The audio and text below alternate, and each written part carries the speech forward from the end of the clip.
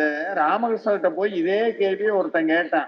நீங்க பாட்டுக்கு இப்ப பார்த்தாலும் பகவானுடைய நாமத்தை சொல்லுன்னு சொல்றீங்களே, இறைவனுடைய அருளை வச்சு நான் என்ன பண்றது அப்படின்னு கேட்டேன். இறைவனுடைய அருளை வச்சு என்ன பண்றது? உங்க எல்லாத்துட்டையும் கேட்டிருப்பாங்க.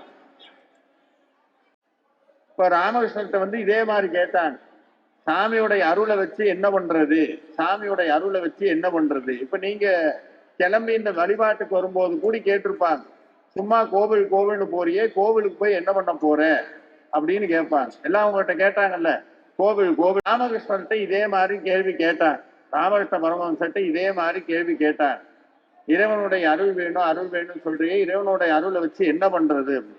அப்ப ராமகிருஷ்ணர் சொன்னார், இறைவனுடைய அருளுங்கிறது ஒண்ணு மாதிரி. எத்தனை சத்தமா? ஒண்ணு மாதிரி. முதல்ல அந்த ஒன்றை சம்பாரிச்சுக்க. எப்படி? முதல்ல ஒன்ன சம்பாரிச்சுக்க. அதை சம்பாரிச்சுட்டீங்கன்னா அதுக்கப்புறம் நீ சேர்க்கிற பூஜ்ஜியம் எல்லாம், வாழ்க்கையில சேர்க்கிற பூஜ்ஜியத்தை சேர்க்க மதிப்பு ஏறிக்கிட்டே போகும்.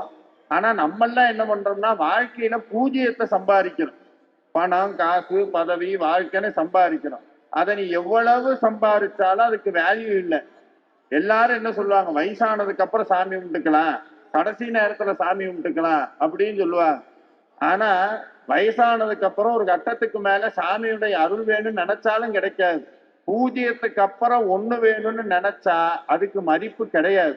பூஜ்ஜியத்துக்கு அப்புறம் ஒண்ணு வேணும்னு நினைச்சோம்னா அதுக்கு மதிப்பு கிடையாது. ஆனா ஒன்ன சம்பாரிச்சதுக்கு அப்புறம் எவ்வளவு பூஜ்ஜியத்தை சேர்த்தாலும் அதோடைய மதிப்பு என்ன ஆகும்? பெருகிட்டே போகும். அந்த ஒண்ணுதான் இறைவனுடைய அருளுங்கிறது.